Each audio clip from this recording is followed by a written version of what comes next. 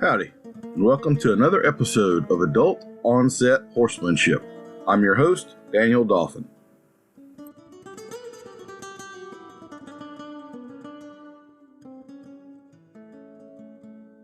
Our guest for today is Miss Adele Shaw. She is in Spicewood, Texas.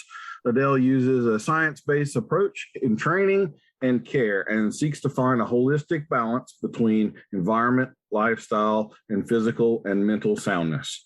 She utilizes choice and control, positive reinforcement, behavioral science, the humane hierarchy, LIMA, and more. Her goal is to make this information accessible and achievable for the average horse owner. She is a Certified Horse Behaviour Consultant with the IAABC and an endorsed trainer with the World Bitless Association. So this lady's as evil as they come. I'm ready if you are. Ding, ding, huh? Sounds good. All right. So I was telling you in our pre-interview, I think we probably agree on like 85% of everything.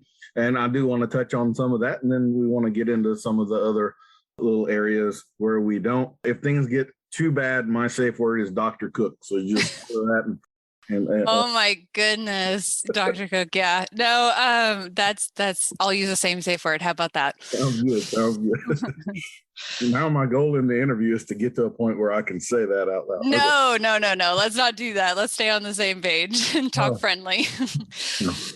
We like to start everything out with the lightning round questions, just to keep it loose and kind of break the ice. So what is your favorite way to relax?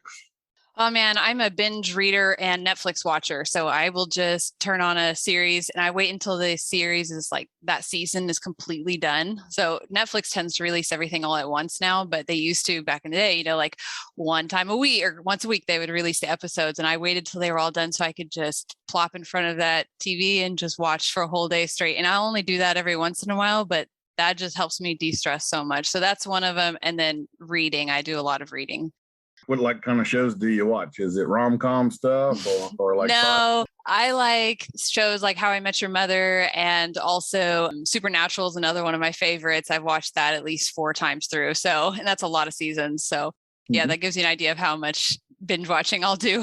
And I tend to watch while I'm doing other stuff. So, doing the dishes or folding laundry. So I can just do kind of basic maintenance stuff around the house that's pretty mindless, and then kind of listen mostly to the TV in the background. So morning or evening? As far as favorite time of day? You're a morning person, night person? Oh, no, not a morning person. Not by any stretch of the imagination. It is really hard for me to get out of bed before like 8 or 9. So I prefer evening. My favorite time of the day is like sunset. And then after that, man, that's so much better. I love training during that time of the day when the sun's setting and everything's quiet. So yeah. Bay or sorrel? Ooh, I'm going to have to go with, if we can put a lot of chrome on them, I'm going to go with bay. Okay. Does pineapple belong on pizza? No, not at all. That's one of those questions that just amazes me. There are people with very strong feelings about that, and I just don't get it. But anyway. You either love it or you hate it kind of thing, I guess. Do you have a particular pet peeve? Oh, I'd have to think on that some more, but I think one of my big ones is like listening to people eat, and especially like slurping soup and stuff, or even dogs licking from bowls, like drinking water. That really bothers me. And I don't know why, especially because I have a bunch of dogs. So you'd think I'd get over it by now, but I don't. But a horse eating a carrot 2 feet away from your ear doesn't bother you at all. No problem. Horses, and even when I make soaked mash and stuff, I have no problems. I can listen to that all day long, but it's people and dogs. Like I can't listen to them eat. I don't know why that is. Favorite beverage? Probably tea. Unsweet tea is one of my favorites. And then would probably be Coca-Cola after that. So Coke. Tell us something unexpected about you. Oh, unexpected. I don't know. Some of my past jobs might be a little bit unexpected. I did professional makeup artistry. So I did like bridal makeup for a long time. And then I also nannied for a long time as well before I got into professional horse training. If you could choose any superpower, What superpower would you choose? Maybe healing. I think healing would be a really good one. Just being able to like heal people through touch and stuff. Although I imagine that would be a really hard one to have and be a lot of burnout that might be associated with that one, but that would be a good superpower. Okay. Yeah, it's definitely not a good time to pick Russia. I was going to say, especially with my kids, I have a 7-year-old son and man, he's always getting hurt. That would be a really useful skill to have. I can't tell you how many times we've been to like the urgent care and stuff from something silly he's done. Welcome to raising boys. Yeah. Yep. Thoughts or feelings? Thoughts or feelings? What do you mean? Do you consider yourself more a cerebral, analytical thinker or an empathic, go by your gut, feel your way through it? I would say it's been more, it's funny because initially, like when I was younger, definitely more like thought, like you need to process things. Everything needs to be very calculated, done, this, in the head. And I've started to come to really trust my intuition and my instinct and my feelings a whole lot more. So I'm trying to get more to that balanced state where it's a little bit of both.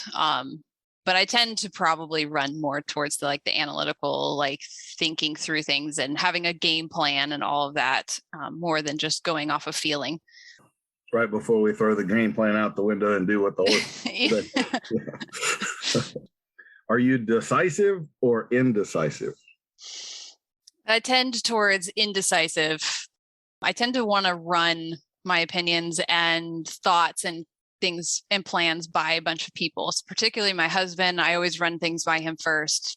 I don't always do what he says or what he recommends, but it's just like, I just want to talk it out. I just want to flesh it out and like hear a bunch of different thoughts before I make a decision. That's the fastest answer from an indecisive person I've ever gotten. All right. Usually I have a long pause I have to edit off. I've gotten good at it. I've trained myself to be more decisive. When you're running your own business and you have to work on the fly with like doing podcasts and stuff like that, you have to force yourself to just like go with it, make those decisions. Sometimes you just have to pull the trigger. Yep. Do you have a favorite piece of tack or horse related tool? Probably. I don't go anywhere without my clicker. So we could probably call that the main tool. And after that, it's going to be like a target. I can't tell you how many things I can do like training wise with a target. And we can go into explaining what that is more in a little bit, but yeah, it's probably clicker first. And then after that's going to be the target. Okay. Do you have like a specific, like, hey, nobody touched the black clicker right there? That's like the... Yes. I get these packets. They'll come in like 6 or 12 clickers and they're very specific type of clicker that I like. And they come in all different colors, but I always snag the white and the black ones. And those are mine and nobody else can touch them. Everybody else can have the blue, the yellow, the green, like you guys can have all that, but it's the white or the black that are mine. Do you have a favorite book or movie? I guess we kind of already talked about that a little bit. What about a guilty pleasure? Guilty pleasure. You're a young mom, so you've got to have like a bottle of wine in the closet hidden somewhere, a pack of Oreos or something like that, right? I mean, come on. It would probably be like reading topics. I really enjoy like historical fiction, but usually there's a bunch of romance involved with that. So that'd probably be my guilty. Like I just binge read stuff like that. What is your favorite dinosaur? Oh my gosh. Don't even like my son knows every dinosaur that there ever was. And he could tell you when they lived, and I don't know any of them. We'll go with the Velociraptor. I don't know why, just because, I know why, because of what was that Jurassic Park movie that came out not too long ago where he's doing the clicker with the Velociraptors, which he does wrong, by the way, which annoys me, but I just love that they put that in there. I was like, yes, clicker with the Velociraptors. Yeah. When you do understand behavioral conditioning, you are doomed to be frustrated for the rest of your life watching movies and listening to the terms used wrong. Yeah. Yep. Have you ever had a UFO encounter? Nope. No, my father-in-law would say he has, but not me. Nope. All right. I'm supposed to award points and prizes. To be honest, I don't even remember what the last points I awarded was. We'll say 211 points. Good job. All that good. Perfect. Awesome. I'm a winner. Yep. I can offer you an awkward silence or a compliment. Either one you pick for winning the game. So we'll do awkward silence.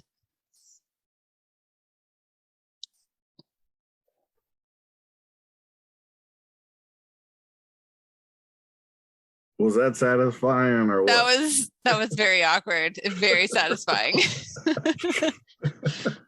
Okay, that's the only pause we won't edit out. Okay. All right. Okay, I already told you my safe word joke, so we'll get that out of the way. Why don't you give us just the 30,000 foot view of what you basically do and are trying to encompass in your business and your various avenues, of reaching people and so forth? Yeah, my focus is on behavioral rehabilitation. So I really enjoy working with, and people get a kick out of this when non-horse people get a kick out of this when I talk to them about it. And they're, I work with the horses that have a history of aggression or dangerous behaviors towards people, horses that will come through the fence to get you kind of thing. And I work with a lot of clients who have tried it, all the stuff, been there, done that kind of thing, and nothing seems to be working. And so I will come in and I either do just a consultation and we'll talk to them about some modifications we can make in the horse's environment and in their diets, things like that. And sometimes we go into a training aspect, or I actually come in and do the training myself and make all the modifications. So my goal is really to help people understand their horses better and what their horses' basic needs are and how to meet them so that their horses can be happy and comfortable so that they can then do the things that we want them to do, whether that's trail riding or competitions or just being a companion. It doesn't really matter. The main goal here is helping people understand horses and horses being able to live in their environment, in our man-made environment, in the best way possible, in the healthiest way possible. So that takes me in a lot of different directions, whether it's just a one-time consultation and things are kind of quote fixed, or sometimes, the clients don't want to make those changes, so we don't end up continuing. Or sometimes that ends up being long-term training programs. Like I've worked with many horses for multiple years and we continue from a very basic, like this horse, I can't even walk into the pasture with this horse, to, let's progress to, let's start under saddle and let's do all this other training. So it really depends. My scope is a little bit broad because what I do is there's not a lot of trainers and behaviorists out there. So I tend to fill in a lot of gaps in a lot of different places. So I really meet the client's needs and the individual horse's needs where they're at and work with them from there. So, and I also have a different side of what I do, which is teaching people how to utilize positive reinforcement and clicker training in their everyday handling and in being able to do things like trail riding and riding, in competitions and just basic handling skills. And I can do that virtually or in person. So I have kind of two different sides of what I do on a daily basis. Okay. And I will mention here in the show notes, we will have links to your website, and I'm not exactly sure how to link to your podcast, but it's the Willing Equine. So anybody, it's on my website, it'll work. Yeah. And then your YouTube channel, all that stuff. So yeah.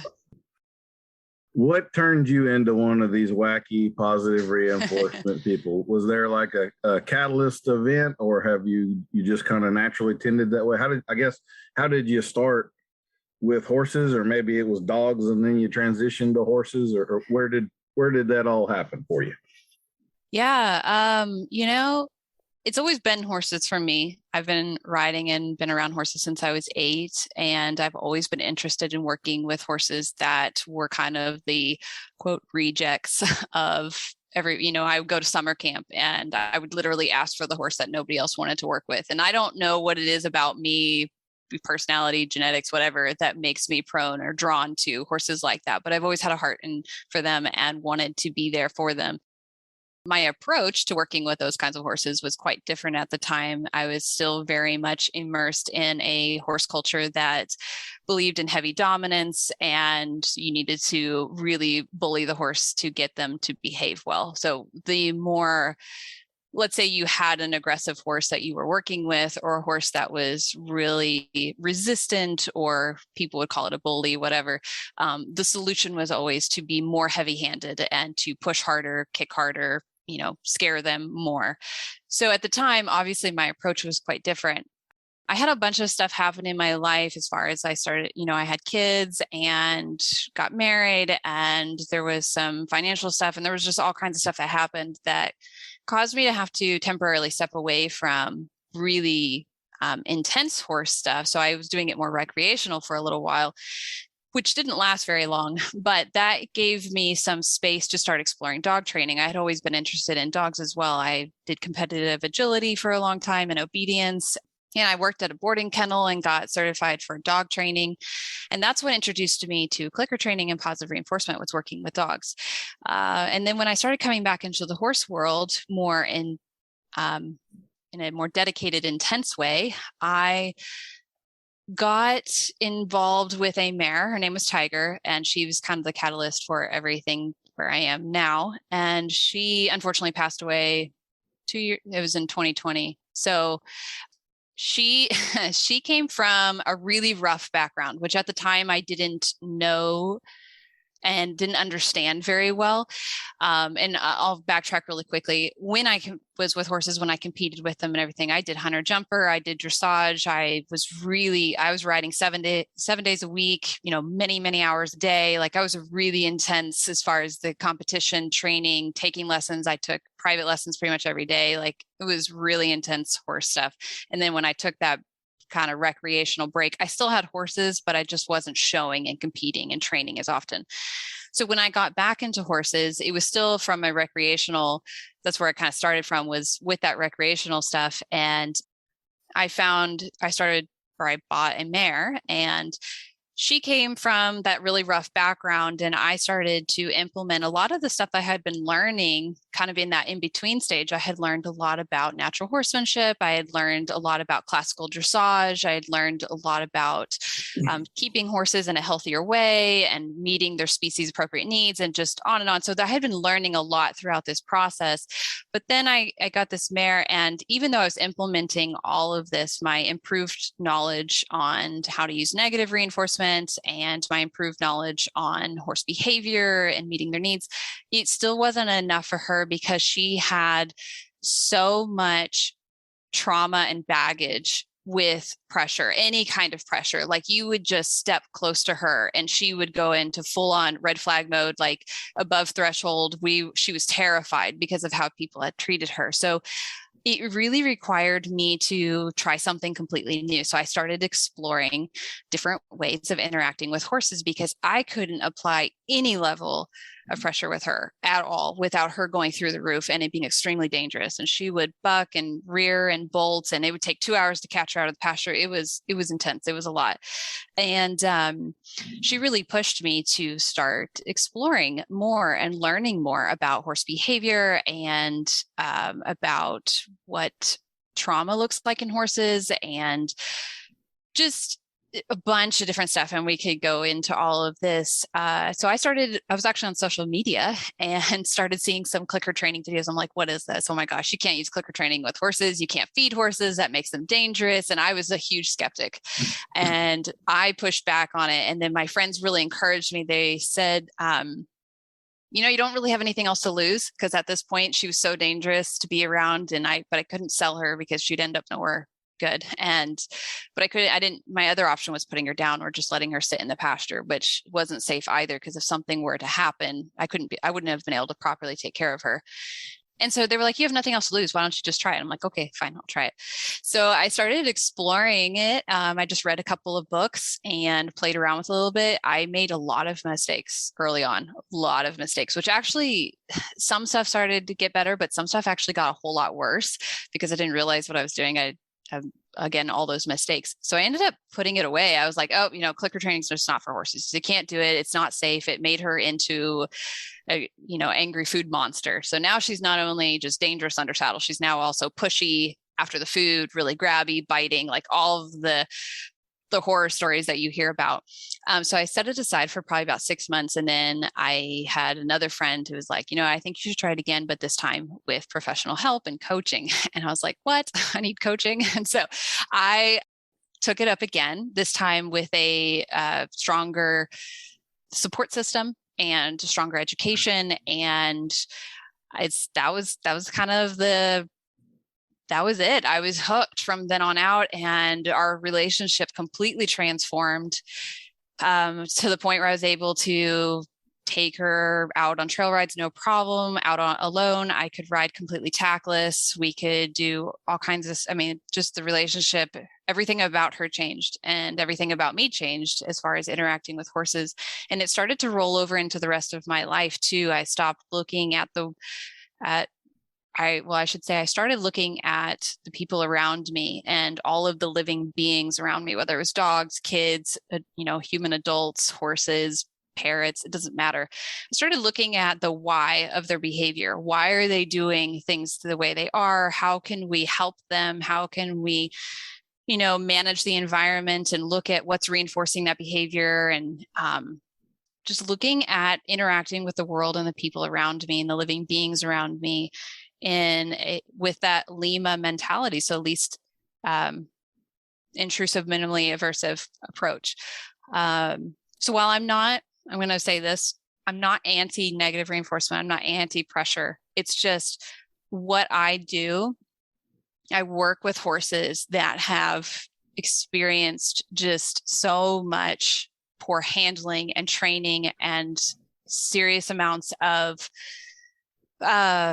trauma at the hands of different horse people, well-meaning horse people a lot of times, that I need to come in with a totally different approach. I need to rebuild their confidence and their trust and show them that people are good. And yeah, so that's kind of what started that. And then from there, the Willing Equine started, and I started working with so many different types of horses and growing my experience and my knowledge, and then starting to be able to teach other people. I didn't want to just keep it limited to my geographical location. I wanted to expand it, especially with all the technology we have. Why keep it local? And it's been amazing. It's been an amazing journey, and it's been a wild one, and it's definitely not been easy. There's been some severe ups and downs and some existential crisis moments where I'm like, what am I even doing?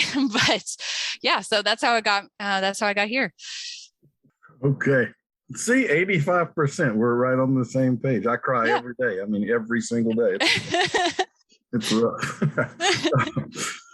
If people have, they would think all you do is play with horses all day. How hard or frustrating can that be? Oh my goodness. Horses are owned by people, and that complicates the world. Okay. So we don't have a whole lot of time left, so I'm going to kind of hit the high points here. Sounds good. Is food necessary for positive reinforcement training? No, it's whatever the horse finds is reinforcing. So the learner decides what's reinforcing for them. A lot of horses enjoy scratches, so petting on them, scratching, but many horses don't. I think far more people think their horses like scratches than horses actually like scratches. And a lot of this 5%. Can be, that a lot of, sometimes that's physical. So sometimes a horse comes to me and they don't like scratches, and then I start healing, their body starts healing and stuff, and then they start to like scratches. So it really depends on the horse. Technically, there's other stuff you can use. So for example, I have a mare that she was really barging through my pasture gate. She was just trying to come through it because she wanted to get out. So I was able to actually teach her to back away from the gate by opening the gate to let her out. That was the positive reinforcer, is letting her go out at the gate. So no click, no food. As soon as she backed up, I opened the gate and she just went out. I think people use a lot more positive reinforcement in their day-to-day base, handling and interacting with the horses than they realize, but it's unintentional. So I'm not talking about, you're riding around and then you pat your horse on the neck and that was positive reinforcement. I'm talking more about when you're walking down the barn alleyway or whatever, and you have your food buckets, and then your horses are pawing at the gates, and then you dump the food in, you accidentally positively reinforce that behavior. So there's a lot of that goes on that we can look at. So kind of natural day-to-day things that we do that we could be more strategic with to reinforce certain desirable behaviors. Yeah, I think people need to always remember that all these terms, they just belong within an organizational structure. One of my favorite clips, I laugh at it every single time I watch it. I won't name the clinician, but he's world famous and real big on the horse trainers are evil bastards and you're all abusing horses. And he's standing there working with a colt, talking about how bad punishment is while punishing the horse. Oh, yeah. But he doesn't know that that's what he's doing because he doesn't understand the organizational structure. But he's technically punishing the horse while condescendingly talking to the rest of us about punishing horses. Yes. I laugh every single time I watch that. Okay. Well, I'm glad you can laugh about that. I would be sitting there just going like, oh my gosh. It's like a sad laugh. Like he's not doing anything hugely it's something that would turn your stomach, but it's technically, he is adding something to make a behavior less likely to reoccur. And that is punishment. So yes. Do you have a favorite treat? Like, are you using alfalfa pellets, or you have a special horse biscuit or carrots, or is there a go-to? Yeah. So I tell people I don't use treats because treats have that word itself has a bit of a negative connotation when it comes to horses in particular. Oh, because they're thinking like you're dragging out, and I'm not ragging on Mrs. Pastures, but they're thinking that kind of treat. Like you're bringing out I'm feeding my horses pounds and pounds of molassesy, sugary treats every day. That is not happening. I feed hay. So I can either feed loose hay. So just a bit of, in my area, it's mostly Bermuda coastal hay, or some Timothy would be great.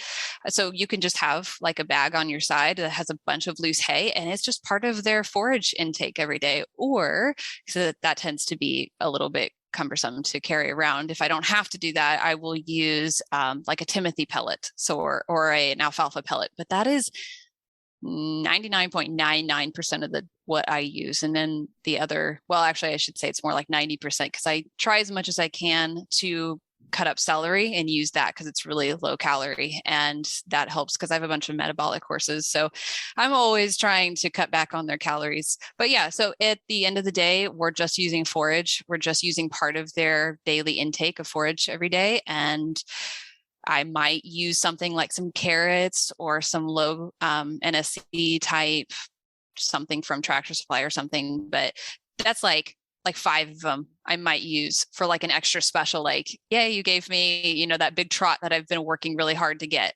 So it's like an extra special treat, but it's not their daily. Yeah, it's a jackpot. It's not their normal daily food. So I guess this is where you brought up negative connotations and stuff. I'll tell you a little bit about my background with this stuff. Yeah. So I went to Louisiana Tech University. I was originally in engineering, but switched to pre-veterinary medicine and was training horses, working for a cutting horse trainer all the way through. And actually originally started at Louisiana Tech at the racehorse stables there. So my first riding job, believe it or not, was as a racehorse jockey. And then I'm getting into some of the behavioral classes, and I don't remember exactly who brought me the video. And this is like when the internet was an infant, you had AOL and, it takes 5 minutes for a picture. So anyway, it was a news story from a lady in Florida who had been a SeaWorld trainer, I think, and who was revolutionary. I don't know who this lady is. Maybe her. She may be one of the big gurus. And so there's this interview of her with her husband and a sorrel mare, and they've got the treat pouches, and they're sending it through this obstacle course, and it plays fetch and all of this. And at this point, I had probably started 200 horses. I had a clue about what was going on. And this mare's body language was just screaming F you at these two people the whole time. She had pinned ears. During the interview, she actually throws a kick at the husband. I mean, she was as disrespectful and pig-eyed as you could get. And that put a negative connotation on positive reinforcement for me for a long time, because I'm sitting there going, this lady's the guru of this, and she is clueless. She is in imminent danger right now and has no idea what's going on. But one of my rules is that you should not judge something based upon how it is being misused. And I would consider, I don't know if that lady is a guru or whatever. I know that at 25 years ago during that particular interview, she didn't have a clue about what the hell she was doing, or couldn't read horses. Maybe she could train a dolphin to bounce a ball on its nose, but she had no idea the danger she was in with this horse. So she was in mugging stage, So this is where I guess my problem with positive reinforcement comes in, is that a lot of the times when you see it beginning to be applied, it's applied by people that do not yet have an understanding of how to read horses or the skills of timing well developed. And you wind up with a horse, again, when it's misused, that can become flat out dangerous and pushy and biting and that sort of a thing. So what would you say about that? I mean, obviously your job is to educate people and prevent that from happening, but do you come across that as well? And how do you go about sort of, hey, how about we try this instead? There's a lot of different factors that go into this. One is that it is still relatively new, and we are still figuring out some of the nuances of how to effectively use positive reinforcement with horses, but not just effectively, but ethically. So we need to look at it from an ethics basics too. And that even with dog training. So if we go back and look at dog training ethics wise, back in the day when we first started using positive reinforcement, especially in like military dog training, whatever, and this is still happening, it was very common to deprive dogs of food so they were really hungry and so that they would work harder. So it's evolved. It's evolved over time. We've been implementing more. Do you know B.F. Skinner's original protocol? Yeah, there's a lot of there was a lot of stuff that was not great back in the day. The animal to 80% of its original weight.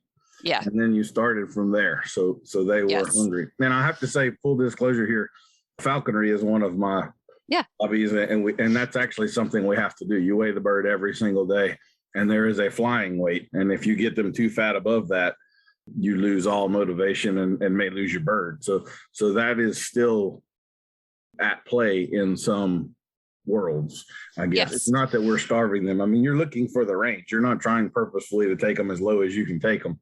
But, that's well, even in horses, we have to, like the other day, it was actually just yesterday, I was in a certain situation with a horse and we had a certain amount of time to do something and we were actually reaching satiation level. So the horse was starting to tap out both mentally and physically, just like they wanted to rest. They were not interested in food too much more. And so, there are different aspects to training with positive reinforcement that you don't run into with other ways of training. But then there on the other ways of training, there are those aspects. So it's give and take in some areas.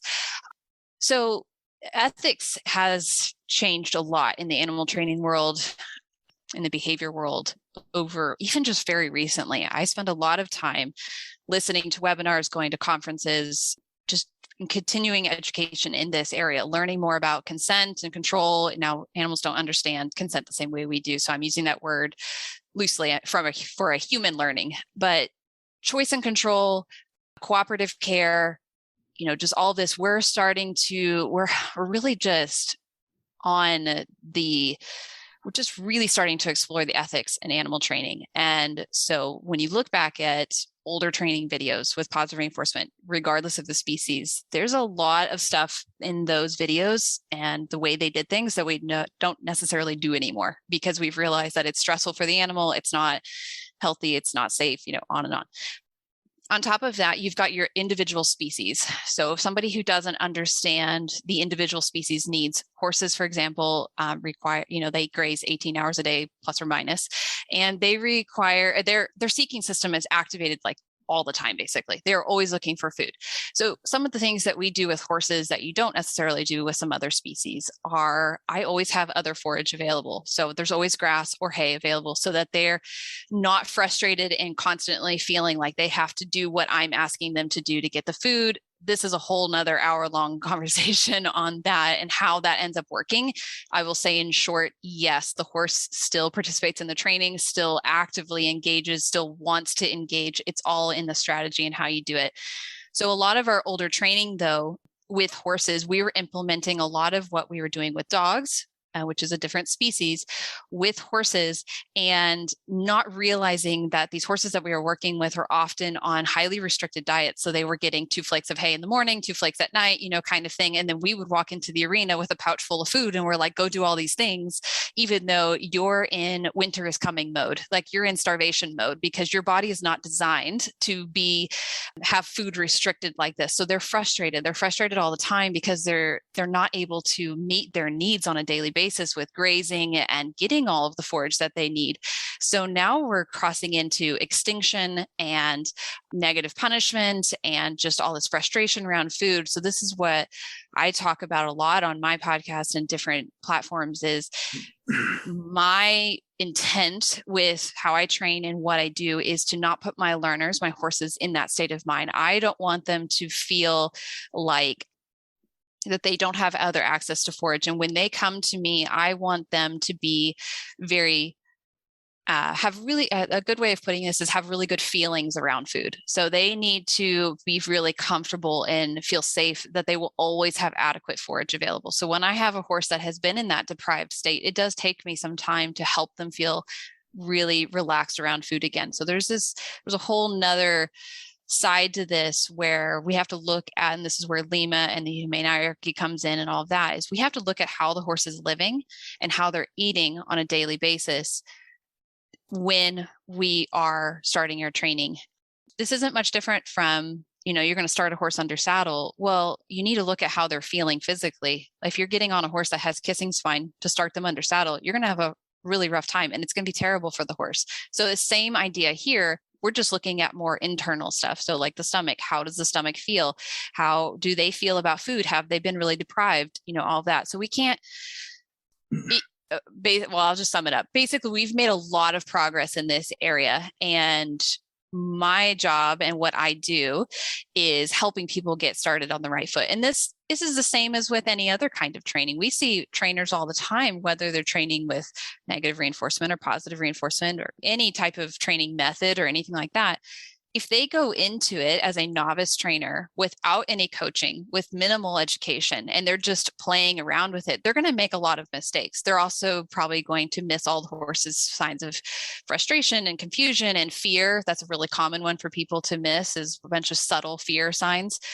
So it's no different with positive reinforcement. If it's not even novice horse trainers, it's trainers, whether you're super experienced or completely novice, horse people in general, if they don't have a proper education in how to implement this way of training and they don't have any coaching, then they're bound to make a lot of mistakes and create a lot of frustration in their horse.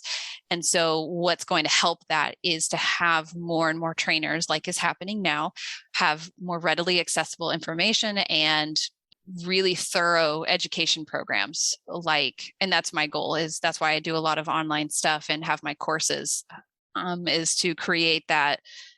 This is kind of a path to follow. Now, I believe in very flexible paths, not just a strict step 1, step 2, but I do provide like that framework. Like, how do you help your horse feel safe and comfortable and at ease so that we can train not only effectively, but ethically. And so that's really my whole approach.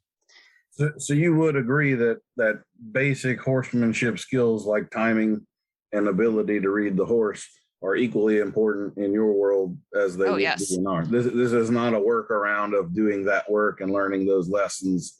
They are equally need to be incorporated into the positive reinforcement world. And 100%. And on top of that, I will say, because I still do, there are clients I work with where I do more negative reinforcement with them.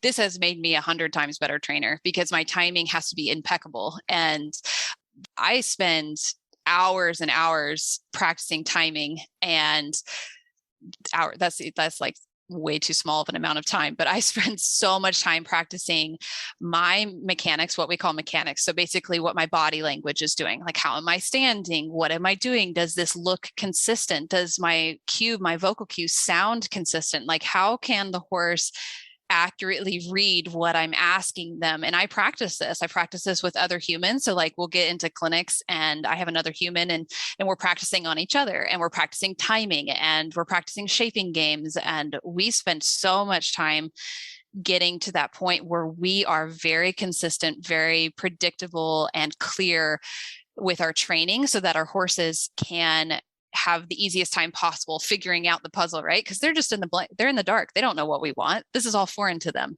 So that's a huge part of this. See, that's one of the things that I try to talk about with the bit stuff is the same thing, that your rein cues need to be consistent. The horse needs to see you coming. The horse needs to be comfortable with you taking the slack out of the rein and engaging the bit. And there's a lot of people that are riding around, they just use their hands too quickly, and the horse flinches every single time they're picking the rein up. And that will incorrectly be labeled a bit problem, when in reality it's the short between the reins and the saddle that's the issue there. And if you can just get the people to slow their hands down and be consistent, and the horse can see them coming, then the horse just relaxes and melts right into it, and all of our problems go away. All of the red lights turn green. Your mother-in-law likes you. It just makes the world a better place. So yeah, and on top of that, just having a consistent idea of what you're looking for. I find so many times, regardless of how you're training, one day the rider's wanting one thing and the next day they want something else, or it's just inconsistency in general is the greatest enemy here when it comes to training. So there's no way I'm going to get to all of my questions here, but well, my kids are being quiet, so I think we could run a little over. So don't worry too much. Well, one of the things that you brought up, it's a term I haven't heard, and that is the humane hierarchy. Would you explain that for us? Yeah. So the humane hierarchy is, I'm actually going to pull it up real quick so I can read through it, so I don't butcher it, because that's something that I do sometimes. But basically it was created by, or started by, Dr. Susan Friedman, who's fantastic. You should definitely check her out. I've learned a lot from her and taken her courses. So what it is it's a kind of a checklist like that you can run through as a trainer or as a behavioral consultant. And what it does is it talks you through when you have a behavior problem, when you have something you see that you don't necessarily want to see more of, how can we help this learner? Again, dog, horse, cat, doesn't matter. How can we modify this behavior in a way that is humane and is effective and keeps the learners just well-being in mind? And so the first step is wellness. So we're looking at nutrition and physical. So does my horse feel well? Can they move and do the things that I'm asking them to do? This is when we get vet checks. This is when we get second vet checks, maybe even third, because I can't tell you how many times I've had to run a horse through multiple different vets to find the problem. So just one vet visit is not usually enough. And then we're also looking at nutrition. Are their basic needs in nutrition being met? And I'm a huge advocate for hay analysis and mineral balancing according to that. I can't tell you how many times I've helped a horse's, behavior problem, in quotation marks, just by through the nutrition and just by making sure they feel okay. I don't even have to touch the training. Most of what I do when I do behavioral consult is not actually training at all. It's looking at the nutrition, looking at the horse's wellness. And then we look at So how do you specifically, is that like a hair test or the hay analysis is, when you take, I said the word slurred, hay analysis. So I take the hay in and I send it into a lab basically, and they figure out what the nutritional value of the hay and everything is. Like I just had one back and I figured out that my iron is really high in the hay that I just got. So I've got to bump up my copper and zinc to balance it all out. And that has a dramatic impact on my horse's overall health. Especially if they spend years and years with a nutrient deficient forage and it's not being made up in some other way, then you're going to have a lot of fallout from that physically from your horse, which then leads to mental stuff too. And then that part of that is also looking at the next kind of step is looking at environment. So how is the environment set up? Like, does my horse have enough? Do they have companions? Do they have their shelters? Do they have enough room to move around? Are you, setting them up? Like one example is I have a lot of times where clients contact me because their horses are being, pushy and aggressive around feeding time. Well, the way their environment is set up during feeding time, they have to walk through the middle of the pasture with a bunch of buckets of food on their hands while the horses all swarm around to get to their feeding pens. And I'm like, it would be such an easy fix if we just changed how this was set up. And usually they're movable panels and all that. We could just change that, and suddenly all the behavior problems are fixed. So that's kind of the next step. And that would be a really easy way without having to get very intrusive or aversive with fixing the problem. And then the next stop is looking at fixing the behavior or improving the behavior through positive reinforcement. And then after that, we have differential reinforcement of alternative behaviors, extinction, negative reinforcement, negative punishment, and positive punishment. There's some arguments about those bottom three, like the bottom three steps and tiers, and you guys can look it up yourself where they should all be categorized. But it still, to me, is a really good reference for where we should start when analyzing a horse's behavior and trying to improve upon it to help everybody be safe and comfortable and happy. And so I use the humane hierarchy in a lot of what I do. I look at everything through that lens. So let me ask you this, and I'm going to go ahead and define it. You and I will be familiar, but maybe the rest of the world isn't. Negative punishment is the removal of something in order to make a behavior less likely to reoccur. So the example I tend to use with that is you have a teenager who stays out too late, you take their phone away, you ground them, you remove something from their world that they value, and that's the punishment for staying out too late or whatever. I have never found a practical application of that with a horse that I felt like they could actually understand. To me, it's just too abstract a concept. And I think even within people, I mean, negative punishment is the same thing as jail. We take away their freedom, and now here you're being punished. And just because it is such an abstract, the timing is so far removed, there's really no way to make the timing of it work out. I've never found that to be an actually effective or practical tool. So you mentioned it in there. Can you give me an example of where it would be applicable and actually helpful? Yeah. So there are a couple of different ways. It's really actually can be quite easy to accidentally utilize when you're working with positive reinforcement, just like positive punishment. So the application of an aversive to decrease the likelihood of a behavior from reoccurring. So that's positive punishment has a greater opportunity to show up on accident when you're working with negative reinforcement. So they kind of can be a little bit sisters, negative reinforcement and positive punishment, and then positive reinforcement and negative punishment. They can kind of accidentally, if you're not sure what you're doing or if the setup is not right or whatever, it can happen. So a good example of negative punishment with training with positive reinforcement would be, you've been we could say that withholding food. So if your horse isn't doing the thing you're looking for, they're pawing or whatever, and you take away the food. So you had the food strapped to you and they're pawing and you just don't give it to them, or you even walk away. That could be a negative punishment. So you are punishing that behavior of pawing by removing the opportunity for that reinforcement. You're taking it away. You could actually say your example with the horse and the gate earlier could be looked at through that lens as well. It wants out the gate, and you're not allowing it out of the gate until it does. Yeah, so we're putting it through, that would be like you're putting them through extinction. So they have this behavior, especially if it's been reinforced in the past. Let's say they stand at the gate and they're pushing at the gate and pushing at it, and eventually somebody always let them out. So they got positively reinforced for pushing at the gate, and somebody will let them out. So let's say we want to fix that behavior. If I just stand there and wait for them to stop pushing at the gate, and then I open it and let them out, I'm putting them through an extinction cycle. So this goes back to the ethics too, because extinction, while effective, is super frustrating for our learners. I mean, they just had to go, especially if that behavior is really well reinforced. Let's say you spent, this horse has been for the last 2 years pushing on this gate and people let him out. And then all of a sudden you show up and you're like, nope, we're not going to do that anymore. Do you know how long that behavior would continue to go and go and go and go until that horse was like, this isn't working anymore?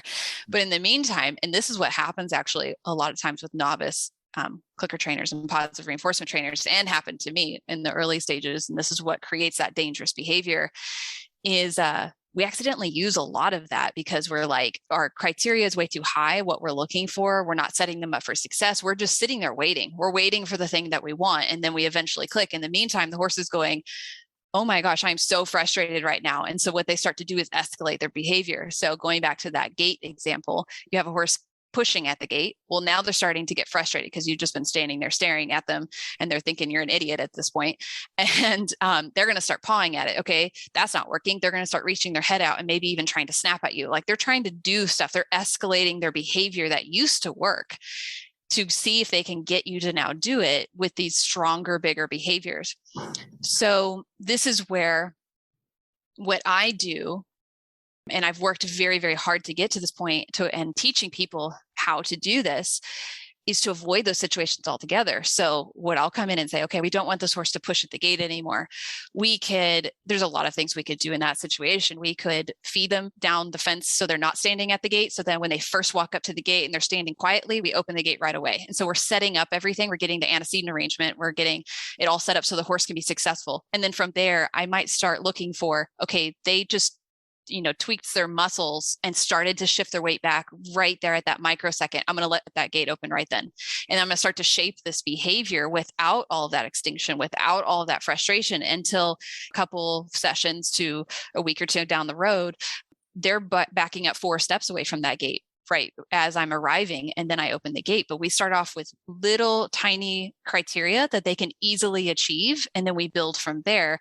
And this is a huge part of improving the ethics around training with positive reinforcement, is working hard to set our learners up for success. And we could call this, it's the idea behind it is errorless learning. So the horse is, in theory, not really having any errors. This isn't to mean that they won't happen, but that's the goal. The goal is errorless learning. So how can we set this horse up to get the right answer right away so there's no frustration, and then build from there? And part of that's our criteria, part of that's trainer education, part of that's antecedent arrangement, part of that is also going back to the humane hierarchy. It's the wellness and nutrition and all that. Like there's so many different factors that go into this to help that horse out.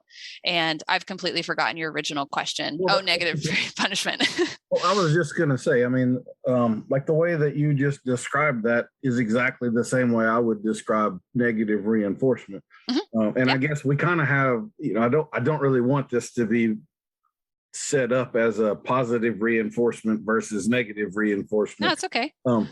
But I mean, I would again, we're looking for the smallest try, the slightest little thing, reward the horse often. Most people are waiting for too big of a sign, and they miss the 4 little things that they could have rewarded. And so it's really all, and setup. I talk an awful lot about setup. I think that's one of the biggest aspects of good horsemanship, whether you're positive reinforcement or whatever, is just having things set up where it's likely to be successful rather than likely frustrating and a pain in the neck. So I'm not sure that I did ask you about the negative reinforcement, but that was a tangent off of the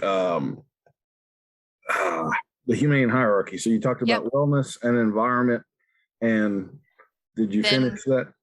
Well, we started talking about negative punishment and different examples for that. Is that what I don't know. Down a list ending in positive punishment, negative punishment was right before it. So on the humane hierarchy, they have differential reinforcement of alternative behaviors. And then the next stop is extinction, negative reinforcement, and negative punishment. And then the last one is positive punishment. So positive punishment should be avoided at all costs. Like that's just like the end of the road, last ditch survival mode. I tend to say that if you're going to use like positive punishment should never be part of your training protocol. It's a oh shit, like things just, things went through the roof. I'm defending myself. So it's temporary. It's in self-defense. It's to protect myself. And then we need to go back to the drawing board and figure out how to avoid using it in the future. That's my personal approach. Is I don't ever use positive punishment as an intentional part of the training program. That's not to say it has never shown up. It does. I'm human. But I try and avoid it at all costs. And that's part of the humane hierarchy, is avoiding it at all costs because of the level of fallout that can come with positive punishment. So I would say I do have a difference of opinion with you there. That's fine. And again, sort of like the clinician I was talking about earlier, what he was doing with the colt was taking a flag on a stick and tapping him because the horse wasn't moving.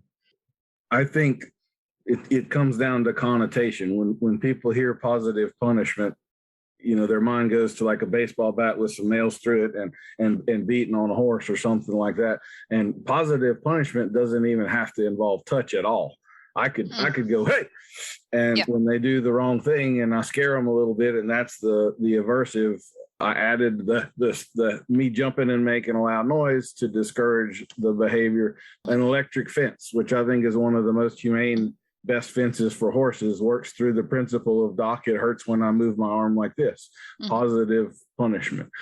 So like, I'm not squeamish about using it. I would use positive punishment in front of a crowd of 3,000 people while working with a horse.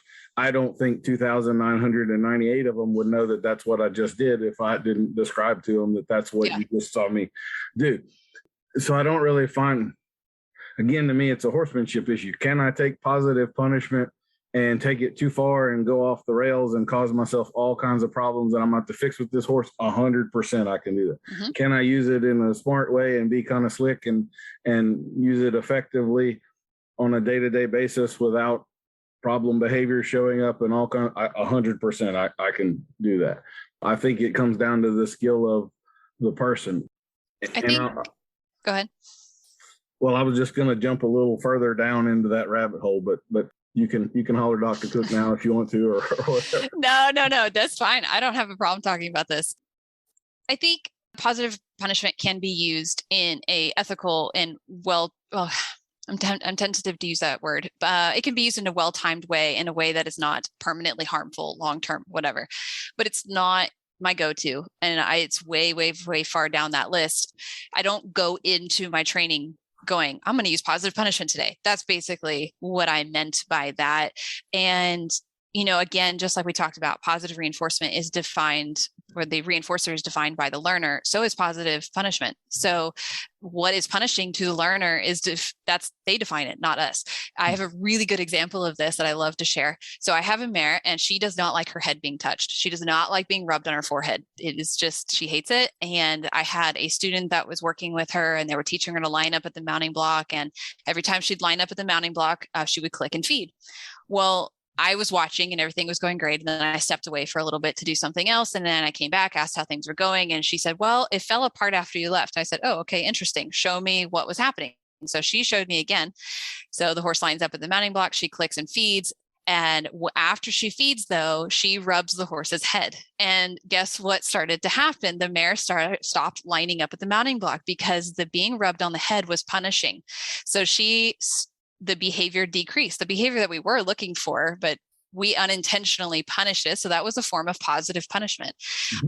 And so it doesn't, like you said, it's not always like this obvious, like you smack them in the face or, hit them or whatever. Sometimes it's as mild as like you pet them. Like if they don't like that, then it's punishing. And so this is a great conversation in relationship to your earlier question of like, do you always have to use food for positive reinforcement? No, but your learner gets to decide what is reinforcing, not you. So you could say, oh, I pat my horse as a reinforcer. Well, what if your horse doesn't like being pat? Like they get to decide. There's plenty. My personal horse is not one of those that wants to come to the fence and get loved on. I mean, I can probably scratch on him, but you can't. You know what I mean? Like he and I have that relationship, but it's not okay for just anybody to do that. So I guess I am more comfortable jumping into the realm of positive punishment. Again, I don't think anybody watching would have their stomach turned, or they're not going to call the Humane Society. One of the aspects I wanted to jump into there. And I guess I have a little, you kind of paused a second ago. Here I am rambling, trying to find the right words where I don't offend you, but I kind of get my point across. It's okay. You're probably not going to. I've had a lot of conversations with a lot of different people with different opinions. I guess it's the use of the word ethical is specifically what it is. So okay. To my mind, when you've described this whole humane hierarchy, again, it is basically an organizational structure put forth by a person who probably is an expert. I don't know them at all. And as you said, the name, it did sound a little familiar. So I'm kind of now, when we get done, I'm going to go look it up and see if it's who I'm thinking of. But this is basically their opinion of what a humane hierarchy is. It could be argued that that's not correct. So it's an umbrella to work under, but it isn't it isn't like 2 + 2 = 4. It's not an absolute concept. It's just No. So that's where we can have differing opinions, and it doesn't mean either one of us is wrong. I think at the end of the day, the horse is the one that gets to tell us whether it's working or not, and their body language, for anybody that can read it, obviously states whether they're good and comfortable and well or not. So the other thing that you said a minute ago, I actually tend to plan positive punishment. Okay. I find that I will generally, we'll say that this is a horse that's in training and has been for a while. So it's not I just walked up to you 30 seconds ago and I'm learning on the fly kind of an animal. But normally, as I'm starting to see a horse have problems with things, to me, those problems sort of mature, and I would really liken it to like a pimple. It's going to mature, and in about 3 days, it's going to come to a head, and then I'm going to pop it, and then we're going to move on with our lives. So I actually kind of do tend to plan when that's going to happen. If I'm doing this in front of a crowd, and I know I am fixing to get a little sharper with this animal, I can always tell them right before it happens, this is what's fixing to happen, and this is why, and this is what I'm seeing. So you are about to watch me apply positive punishment and watch what happens. And when I'm doing it this way, I'm reading the situation. 2 of the big signs I'm going to see right after the positive punishment, the horse's head is going to lower and they're going to lick and chew. They're actually going to relax following it. And I can, in fact, tell you prior to it occurring that it's fixing to occur. I'm waiting for this situation to set itself up. When it does, I'm going to respond this way. I respond this way. Now the horse relaxes. Again, it comes with experience, so you have to recognize the pimple and watch it mature and have the patience to not try to pop it before it's ready. But anyway, that's my take. So go ahead. Yeah, I totally get what you're saying. I think this is where we're going to differ in approaches. So if I know a problem is going to arise, especially if I know one's going to arise and it doesn't, show up out of the blue, I will strategize how to block it from ever happening and then build the behaviors I want from there. So I'll use an example of, I've been working with a horse and she has a tendency to push into her handler and then become frustrated. And it's this whole thing. It's a very complex behavior case. There's a lot of stuff at play. There's genetics, there's wellness, there's a lot of stuff. This is a very complex case, but I'm going to keep it simple. So I could walk into that pen knowing that this is going to happen and I'm going to correct that behavior. So I'm going to use positive punishment and, tell her to stay out of my space. I could use it very well timed. I could be very strategic about it. I could keep it minimal. I can keep it, it doesn't have to be emotional. I am all on board with, if you're going to use punishment, it needs to be well timed. It needs to be short. It needs to be concise. It needs to be effective, and it needs to be non-emotional. It is what it is. If you're going to use punishment. For me, though, using, working under that umbrella, that framework of like the humane hierarchy or LIMA, my goal with that would be, okay, how can I set this horse up to do the thing I want without having to use that punisher? That's when I'm going to use something that's called protected contact. So I'm going to put a fence barrier between the horse and I, and I'm going to teach this horse how to lead away from me in a way that I can remain safe and I don't have to correct that behavior until she has a really long history of being reinforced for standing X amount of feet away from me or leading, X amount of inches or feet away from me in a safe way. And then I can remove that framework, that protected contact, and the behavior will continue because it has been so well reinforced for so long that she now knows what to do without ever having to experience that punisher. So if I could jump in right there, that's where I would find the difference. To me, having the time and the ability to do that is a luxury. And frequently it's just not part of the reality that I'm working with. And I have to have a solution now. Yeah. So I certainly wouldn't disagree with what you're talking about. If I had like a super dangerous horse that was brought in here and I've got 6 months to work with it, well, hell yeah, I'll keep a panel between me and him and we'll do. But if I've got 30 minutes to work with it in front of a crowd, then I have to have a very different game plan as to how we're going to approach this. Yeah. So. I think this comes down to cultural norms too, and what has been conditioned as to what should be reasonable time frame for certain behaviors to happen and be fixed, and what the crowd is expecting and what horse people are expecting in general.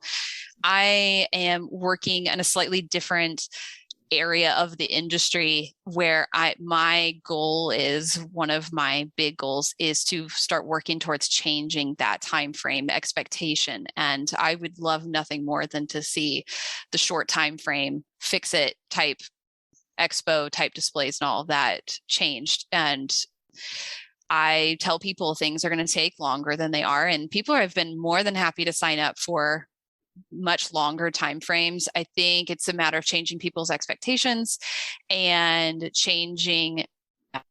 just educating them. And this is a huge part of it, is the education process. Like, people only know they're being fed a certain thing, and then they come to expect that thing, and then we're perpetuating that. And it's just a cycle that goes round and round and round. And from a trainer's perspective, we have our own horses to feed, we have ourselves to take care of, and so we need to be, we have to have results. And unfortunately, it's just become this cycle where the horse ends up getting the short end of the stick because the trainers are rushed, the people are rushing the trainers, and then it just goes round and round and round. And I have been able to create my business and to promote a different way of doing things. And I feel very blessed to be able to do that. And I'm hoping in the future, we'll be able to see that as more of a normal, and people will become more educated and start to expect more patience and more time and more, just more goes into this than just 2 days at a clinic or something like that. And so there's definitely a place, and I totally get where you're coming from, and having that limited amount of time. I even feel that pressure sometimes when I'm working with really severe cases, and I know my clients have limited income and just all of this stuff. I mean, like, there has to be results. And this is where the humane hierarchy is just a starting framework. And we have to also look at our humans too, the human learners, because we can also apply the humane hierarchy and LIMA to them too. I don't want my clients to spend the next 6 months or a year in potential danger with this horse. Like, there needs to be their side of the story too. So we have to look at all three, well, actually all four, because we got the horse, the client, and me. Whatever. Anyway, you get what I'm saying. So there's a lot to it. It's far more complex than just step 1, step 2, step 3. I just sent a horse home yesterday. It's a rather long story, but the short of it is that I started a filly who wasn't even halter broke when she came in. She's a big, strong racehorse type of filly.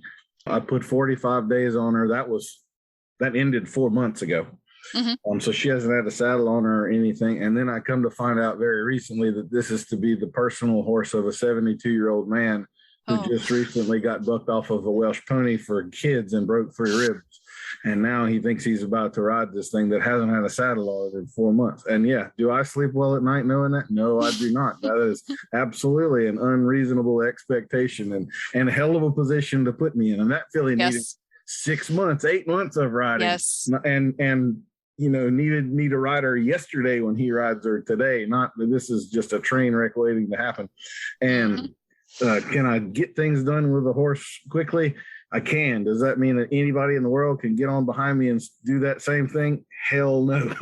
There's a lot of skill and timing and all of that stuff involved that people don't realize they're witnessing when they're watching this stuff play out. And a peeper back there. She's going back down. That's something that I say all the time to people, and I promote this a lot. Can I do it? Sure. Should I? No. Like, there's a lot of gray area, and there's a lot of room for interpretation, and there's a lot of variables. I mean, even in that case where you're talking about, sure, can you put 6 months on her and she be a great for most people? Awesome. But maybe, genetics are at play here, and she will, despite the best training in the world, they're just not going to be well suited to each other. And that's fine. There's nothing wrong. That doesn't mean anything wrong with that horse. just not the right horse for him. Exactly. Yeah. Well, I'm kind of interested in talking about dominance a little bit more with you. I think this is, again, one of those areas where we're going to be 85% on the same page, but there'll be a little bit of a difference in there. So I'm going to say right off, just to throw this out there, I believe that dominance and pecking order is always at play. It always will be at play. There's nothing we're ever going to do to negate that, and where we can just act like it doesn't exist. I do think that you have to have a relationship with your horse where they recognize you as dominant. I do not think that means that you must dominate your horse. I don't think those are the same thing at all. Yeah. So dominance and all of that. Yeah, I think we'll differ on opinion here, but I don't mind that at all. The thing about from my perspective and my understanding is that dominance versus submission or whatever it is an individual relationship. So it's between one horse and another horse. It's not where the problem arises when we look at the whole herd as having this. We'll go and reference the wolf version, which is like the alpha, the omega, like going all the way down. Research is showing that's not true. That's just not accurate. The herd dynamic is always changing. I actually have a prime example of this. And it's not only just always changing, it is multifaceted, and they each have individual relationships with each other. So it's not always linear. I think that's where the problem really rises. So let me just say right here, I agree 100% with everything that you just said. The wolf research, I do have a couple problems with, but that's another specific.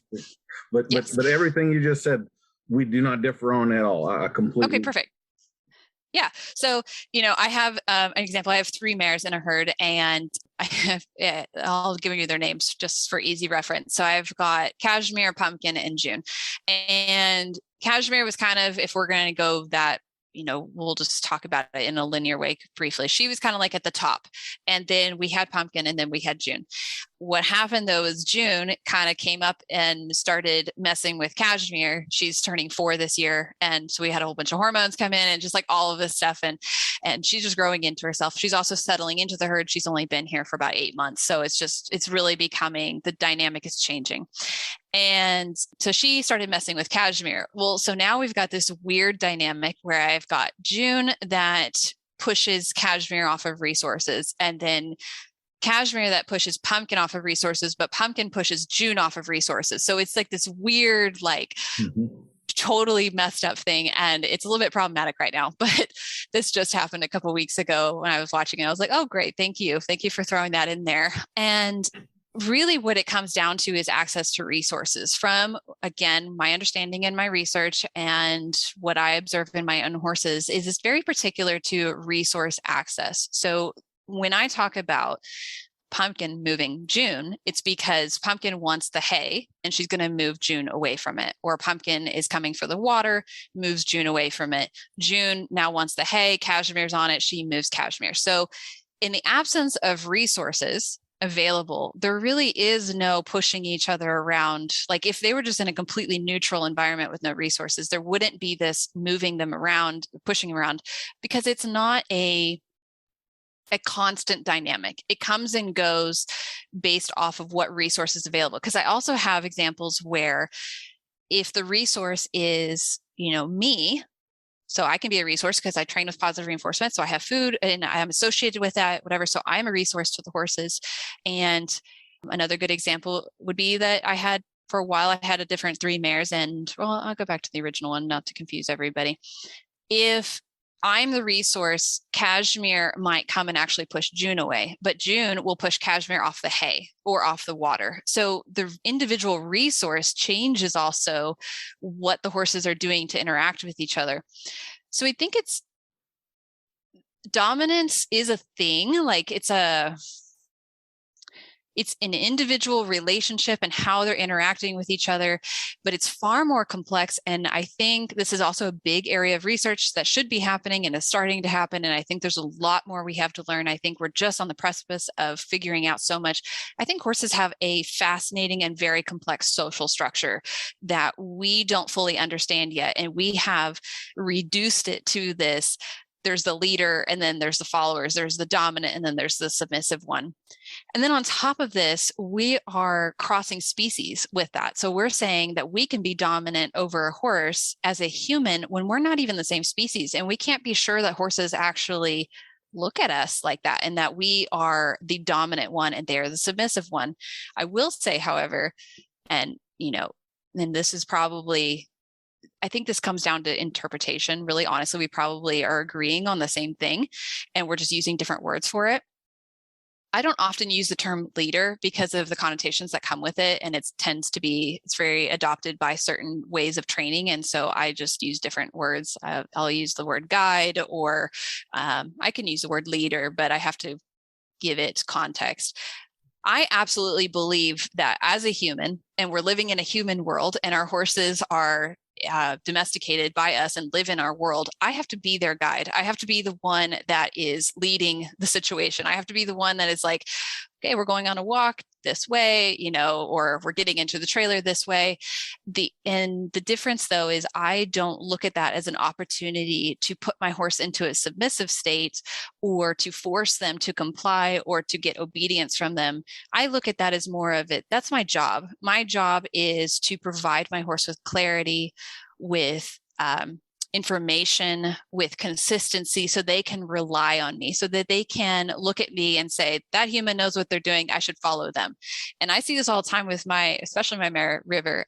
We'll be out on a trail and she gets nervous about something and she'll immediately look to me and be like, is this okay? Like, what are we doing? And I'll be like, yeah, it's good, go do it. And then she goes and does it. And so you can be a leader, but I just believe in a different type of leader than has been often attributed with that word, and dominance and submission and all of that, and putting horses into forced obedience and compliance. So again, I would agree with most of it. I do think we're kind of talking semantics. So yeah, to me, like if we're trying to read herd dynamics and herd behavior and the pecking order, I'll boil it down even a little more simply than what you did. You used the phrase pushes her off of the resource or whatever. To me, what it really boils down to is one animal can move the other animal's feet. I can cause you to move your feet.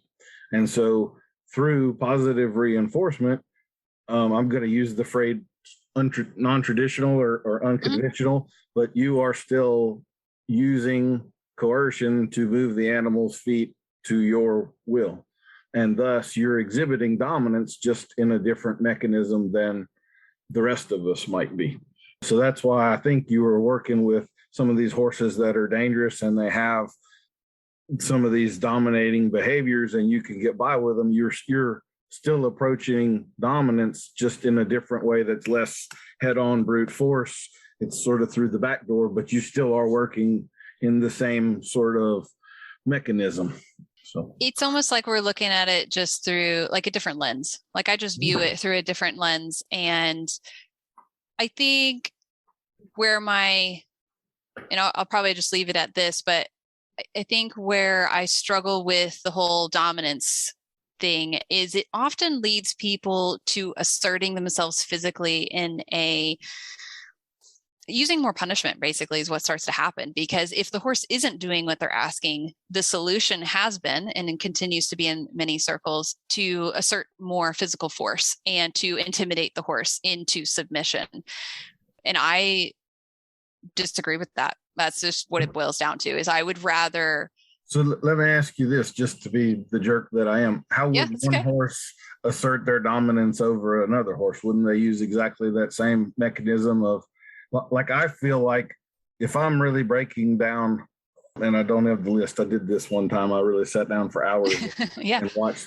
I only found 3 or 4 facets of body language where they positively reinforce each other through touch and various mechanisms. And I'd come up with 19 or 20 signs of threat or violence that they had. So in my mind, the language of horses is far more full of threats and violence than it is nice things, Disney movie kind of stuff. And half of those interactions are damn and full. So really there's not a lot that they're doing. So if horses refer to other horses naturally within their own environment that way, through I'll even use the dirty word bullying, then I feel like I can ethically use the same mechanism that they use. Now this is a new term to me, this LIMA thing. I always want to do as little as I need to do to have the effect. Again, I don't think you would watch me work horses and be offended or anything like that, or think, wow, this guy's really, I bet he has a truck with way too big of tires. You know what I mean? That sort of, I don't think that's the sort of impression that you would get. But and I'm even going to jump off here. I planned this for the end in case you called Dr. Cook, but so let's talk pain for just a second.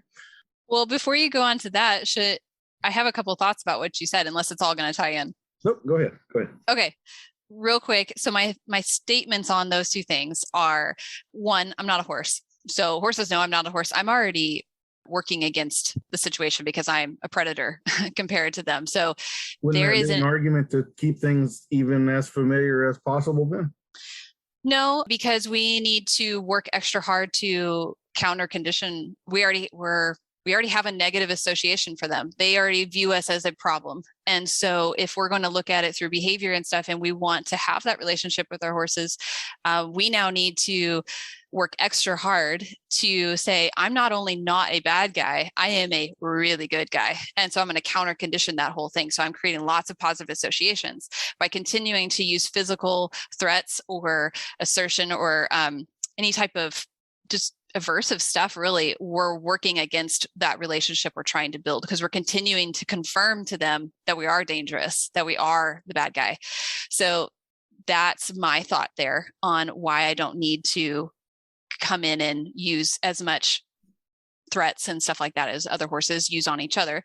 And then the second statement I'm going to have on that is that our domestic horses display a lot more antagonistic behaviors than feral herds. And so if you study feral herds and you watch them, at least from what we understand now, I'm always putting that caveat in there, like for what we don't know now, it may change.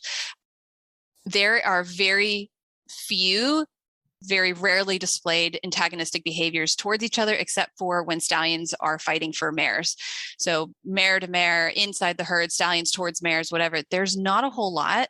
We tend to see a bunch because it's the stuff that gets captured on video and shared around social media is the stallions fighting and the stallions rounding up the mares. Like, we like to see the exciting stuff. If you even just look at social media and human behavior behind it, you know that we all love like the wow factor, right? Mm-hmm. So that type of stuff tends to get perpetuated. And then you look at our domestic herds, though, and their antagonistic behaviors towards each other are far, far above the feral herds because of the limited resources, because of forced herd dynamics, because we're just throwing horses in together, and broken family connections, weaning too early. Like, there is so much stress in our horses' lives from domestic life that it increases that aggression towards each other. So those are kind of my two statements on that. And yeah, I would say that there are more factors at play. So I would agree with you on the aggression in wild horses, with one caveat.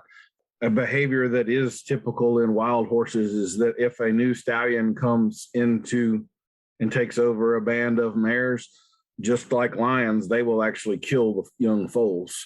And there was a documentary done, I think the horse, they named him White Cloud or something like that. And they actually filmed him coming in and took over a band. And I think this was a PBS deal or something like that. I could not believe that they released that, but they showed him killing two foals because when the dam is milking, it forced her to cycle where he could breed her. Same exact thing that lions do. That's not something we would typically see in a herd of domesticated horses. And secondly, I would say that a very large part of the reason we see that aggression is because we're juggling horses around, and wild horses are born into a family group. Unless they're the stallions, then it's a mother daughter. And if you've raised, like, I've got my alpha mare on this place is a mare named Drusilla. She's half Belgium, she's half thoroughbred. She's 1,600 pounds, and she is first, second, and third position in the hierarchy of horses. There's no one that's even close. So she has foals, and the foals immediately become right behind her in the pecking order. And then even if she's gone, they still maintain that position, even though they didn't necessarily earn it. They just, serotonin levels are high. They've always been there. But you juggle new horses in, and that's when you have the fighting. Yep. I would also say that I'm not convinced on the resources aspect of that, because I think a lot of evidence would suggest that the domesticated horses have far more resources than the wild horses do. Typically, like I've studied a lot on the wild horses. One of the things, I don't ever participate in the Mustang makeovers, even though that would be right up my alley, and that is actually for moral reasons. And they've tried to recruit me a couple of times to it. If some people really knew some of the truth about Mustangs and how they're raised, there was a man, Mr. Borba, film. They had he owned water rights on this big section of land, and they were trying to get the wild horses to go to water 20 miles away. They would not let him water the horses, and he actually even gathered them up. Now, these were wild. They got in such bad shape for no water. He was able to bring out some panels, bring them into a trailer. He brought them to his ranch, gave them water. They sent the sheriff out there, made him return the horses, and they all wound up dying because they wouldn't allow him to water the horses. They wanted them to go 20 miles to water in a different. So resource management is life and death to those horses, which is also why I feel like pecking order.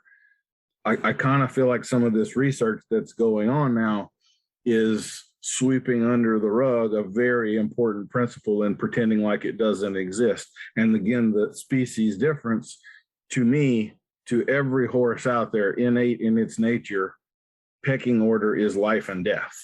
And we tend to pretend like that isn't reality. And I think to pretend like that isn't reality to them is to miss a big chunk of what horses really are and what really does motivate them down in their core. Maybe one of the big components that we're all missing is the family dynamic. I don't think that we valued enough the fact that they're really families and they bond and they stay connected. And, you know, now we have our domestic life for our horses and they're all thrown in together and things have all changed. And so we're just seeing there's so much we don't know about horse social behavior. And just like with the wolves, like they studied it under a certain lens and certain perspective. And then we started doing some more research. And again, we still have such limited knowledge because it's hard to observe them in just their natural, you know, the way they are. Anyway, there's so much here and it's fascinating. I love this topic. And I think there's just going to be some different lenses to view it through. And then also we just need to all keep in mind that we still don't know a whole lot. Like there's a whole lot we don't know. As long as we all have the welfare of the horse at mind and we're trying to do our best. I mean, I think that's why I wanted to have this talk with you, because I don't feel like we're antagonistic toward one another. You know, there's mutual respect and it's okay for us to disagree. And it doesn't mean either of us is wrong. I may be a little more right than you are, but you know, that's I was about to say, have we established a pecking order here or do you think, yeah, we're still working on that? There was one other. You started bringing up pain or something like that. Let me jump on one thing that you said in the middle of there. So are you saying with all of this stuff that because I use negative reinforcement and unabashedly use positive punishment, that means that my horses can't like me? No, not at all. I think, like going back to the comment I said earlier about we use a lot more positive reinforcement than we realize, and we condition social connections more so than we realize. The fact that you bring your horses, I'm assuming you bring your horses food every day, creates that positive association. So you are now operating with classical conditioning or respondent conditioning and creating that association. So now your horses are starting to associate you with positive outcomes. I'm just taking that and multiplying it by a lot and being like every interaction, like something happened, like with my clients' horses. It's just so funny. And also sometimes it's hard for my clients, but they start to hear my truck like this is the thing, like I think most horses do that eventually with their owners, but they will pick up on my truck. And when I'm coming up the driveway, they start calling for me, or they'll come running up or whatever within 2 sessions. So it happens fast. They start associating with me, positive outcomes really, really quickly. And so that's my goal here is like, I want that strong, like this lady means awesomeness. And again, that comes a lot from the types of horses I'm working with and what I'm being called in for. That's a big goal of mine. So no, it doesn't mean that your horses don't like you. All right, Payne, I'm ready to jump in. Are you ready to jump in? Yeah, I'm ready. So I talked about using positive punishment. I personally don't have a real big problem if that increases up to a level of pain. One of the problems that I have with people that are very critical, I mean, there are lots of people, as you know, that are going to absolutely roast me for openly saying that I don't mind causing pain to a horse in the course of training. To me, one of the things we have to look at is what is pain. I mean, it's really just a signal, and pain is not the same thing to every horse. So we could say that I take a whip and I use 10 pounds of pressure on a robot arm and I do this. Well, for one horse that might be painful, and for another horse it might just be large pressure and it hasn't reached a threshold or crossed whatever line of pain. I have definitely found throughout my career that there is a massive discrepancy in horses' ability to feel pain and respond to it. There are some horses that you'll start to feel them a little off, and you bring them to the vet and they can't hardly find anything, and you go through that 3 or 4 vet process, and when they finally find what it is, you're like, he's off because of that. And then there's other horses, you bring them in and I think he's off a little bit, and they're like, yeah, he's got a broken leg, he's been trotting around on a broken leg for 4 years, you didn't really know that? It's like, no, he hadn't been off at all, you know. So what is pain is a different answer for every single animal and every single person.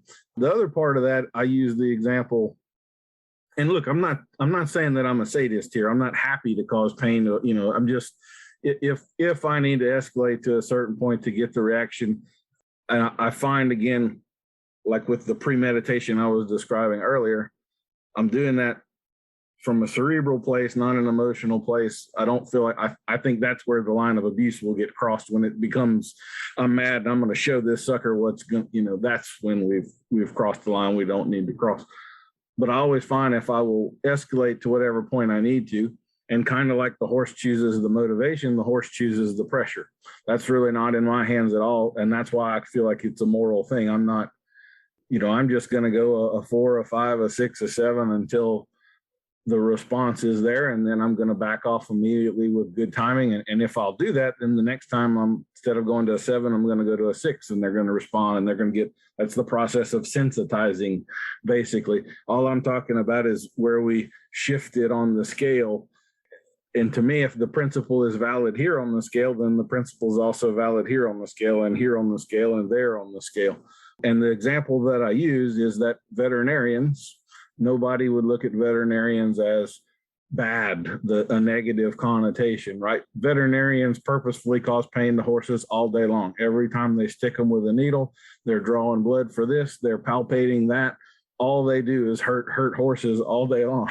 They intentionally, throughout the course of their day, cause pain in order to diagnose various things, and nobody bats an eye at it. But a horse trainer causes pain in order to fix a dangerous problem horse, and all of a sudden we have a problem with it. And again, I'm not saying that abuse can't occur here. There definitely are lines that can be crossed, and things that can be done wrong and that could churn your stomach. But I just think society as a whole has gotten a little too far into what I call the Disney version of things, where, you know, it all has to be smooth and it all has to be pretty. And if we ever ruffle a hair or a feather, then, oh my Lord. And again, look, I've sure seen some videos passed around and all that turned my stomach too.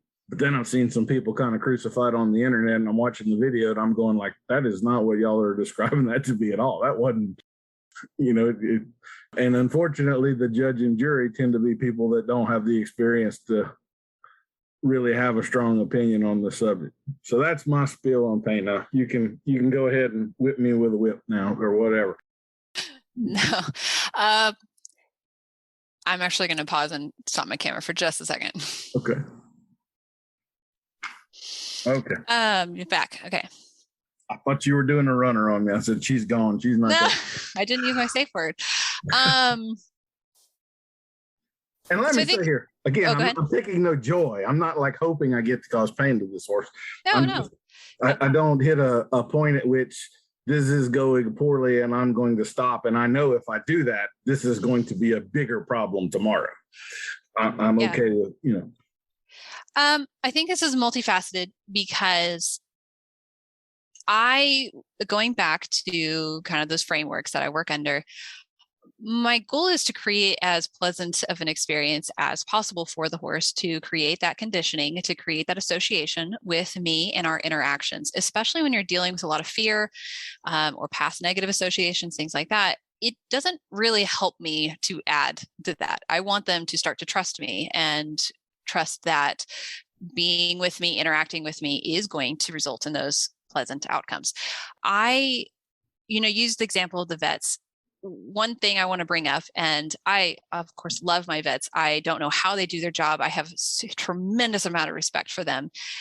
my horses don't like vets. And I don't think any horse really does. So we have to keep that in mind. Yes, they do cause pain to find the problem for the horse to help them long term. And that's why they do what they do. That's at least what I hear, is that their intent is to create a long-term result that is good for the horse. They're trying to save the horse. They're trying to take care of the horse.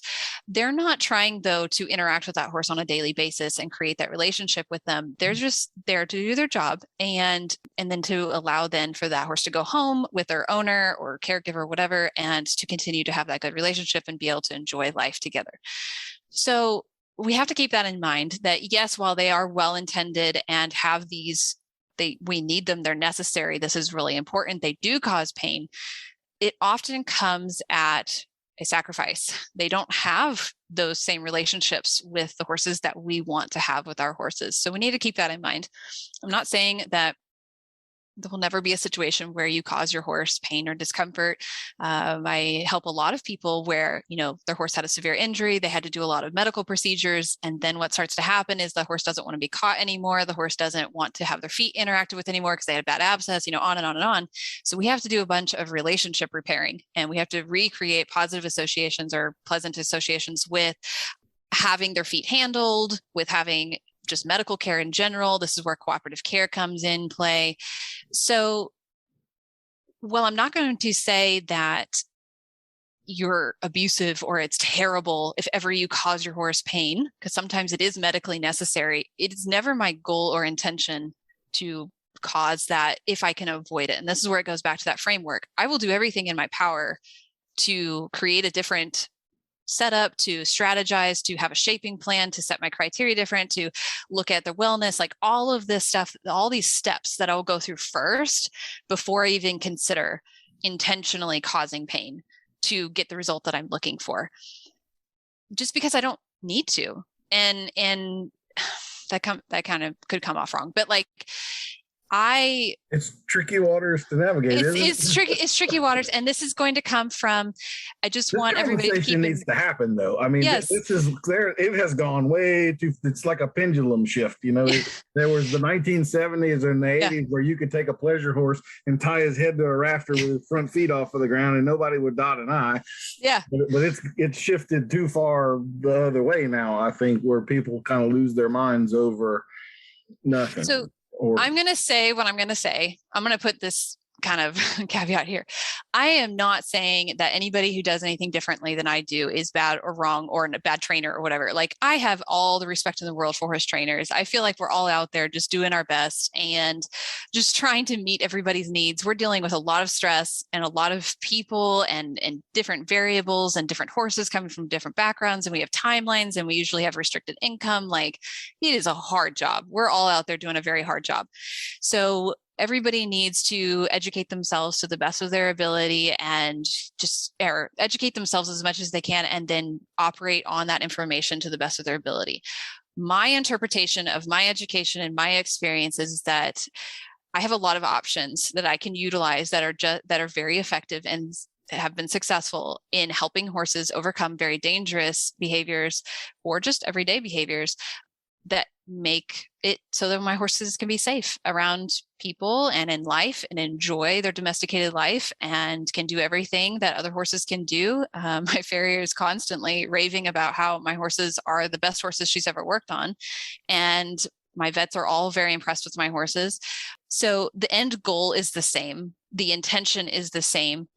I am coming from a different direction than maybe you are, or some of the listeners might be, with the same intent. So I feel like there's a lot of steps that I can go through based on my education and my experience and my training that allow me to avoid using positive punishment. And I don't know. That's pretty much the end of my statement there. It's just, I don't see a need to implement it if it's not necessary.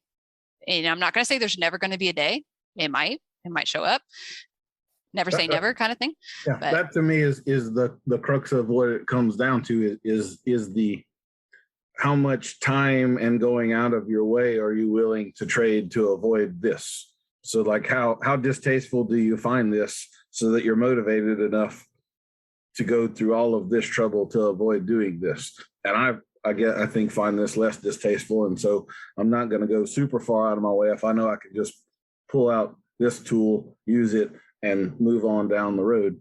And again, I think if the tool is used correctly, then you don't have to use it many, many, many times. I actually find one of the biggest mistakes people make is undercorrecting their horse, which we all call nagging. And so they're doing this little minor thing and they do it 19,000 times with no effect. I would rather you be sharp 3 times and then you're done with the damn thing and you all move on. And now the horse can view you pleasantly again because we're not having to deal with this issue. And are there other ways of dealing with that? Certainly. But if I can deal with it quickly and effectively and now we're done and we move on down the road, then I don't have any issue with it. Yeah. And I think really the answer to that then is I will do a lot. I will go out of my way a lot to avoid it. But should I use it? And I'm running through examples in my head of where this might show up. And I've used it with my dogs, like counter surfing is a good example with one of my dogs. And I have gone out of my way to avoid putting the dog in that situation where they would be tempted to do that. And then we'd have this whole situation. And like, I've reinforced them for staying on the ground. I make sure to put away the food. So I manage the environment. I do as much as I can. But should the dog jump up on the counter, I have in the past, this has been a very long time. So this was probably like 5 years ago, maybe 6. And so I'd have to go back and reevaluate what I might do today. But I did a quick, like sudden, very alarming, positive punishment, like just went, and it was just very fast, very timely. She never did it again. Like that was it. Like it was, but I did a lot to manage it before to avoid that. And then it just happened one time by accident and it was quick. Yeah. And it was quick and it was unemotional and it was effective. But, too much of that and using it too often and making that the first stop, like that's why it's so far down on the stops, that it's like you should be doing all this other stuff, because if you just left food out and you didn't reinforce them for staying down and you're putting that dog in, or switching over to dogs now apparently, you're putting that dog in a really hard spot. It's like putting candy in front of a kid and just being like, don't touch that. But they're like starving and they haven't had candy in a long, whatever it is. You're just putting them in a really rough, unnecessary spot. Why do that when we have other options available to us and we can set that learner up for success and avoid that, especially, and again, this goes back to the types of cases I'm working with. That's just one more time that the horse, we'll go back to horses now, we're jumping back and forth. That's just one more time that horse experiences rough handling and scary handling at the hands of a person when they have a long history of people being terrible to them. So I don't feel it's necessary. Yeah. So I would let me say there's a caveat to this, or a couple. One, I mean, I'm careful about the kind of horse that I would do this with. There are certain horses that I would never get rough with. There are certain horses that need you to get a little rough, I think. And I'm also, just as I can get rough, I can get nice. And so there's a very black and white. You pick the me you want to live with in your life. Do you want to live with the black me that's rough over here, or the me that's really kind? Well, if you just act this way, then you get this me and not this me. And so again, that sets up choice, right? Mm-hmm. Yeah. And so we're allowing them to choose their boundaries. To me, it's the hot wire fence. And if that hot wire fence is hot, they're not going to touch it more than twice and they're done. They will leave that fence alone for the rest of their life. Well, we could look at that hot wire fence, and I'm not opposed to hot wire fences. I have lots of clients that have hot wire fences. I don't use them personally just because of various reasons. It has nothing to do with ethics or anything. But if you had a horse, though, and this is going to go into another point I have on this topic. If you have a horse, though, that is in this pen and it's surrounded by the hot wire and they don't have any hay or good water and they don't have any companions, they're going to be testing that fence a whole lot more because they're trying to get to the grass on the other side. They're trying to get to their companion, right? Sure. So I think punishment often it can be a crutch, can be a go-to for a couple of reasons. One of the primary ones is it's very reinforcing for the user. So when we use positive punishment, we actually get positively reinforced because the behavior that we wanted to stop just stopped. And we're like, yes, it worked. And so we get reinforced for that. So it's tempting for us to continue to use it because of how reinforcing it is for us, how quick it is. It's much harder to go a longer route. And yeah, because it works. And so we have to look at it from both sides of the equation. Like, how are we being reinforced for this? Is that encouraging us to use it more, even though maybe we shouldn't, like all that. The other side of it is because it's so quick and can be effective when used properly, it often discourages us or stops. We're just not as likely to look at the cause for the behavior because we tend to go, okay, this horse is testing this hot wire fence. We need to make the hot wire fence hotter, right? Or we need to put more layers, or we need to, whatever it is, we're going to make the punishment stronger. We're going to use it more.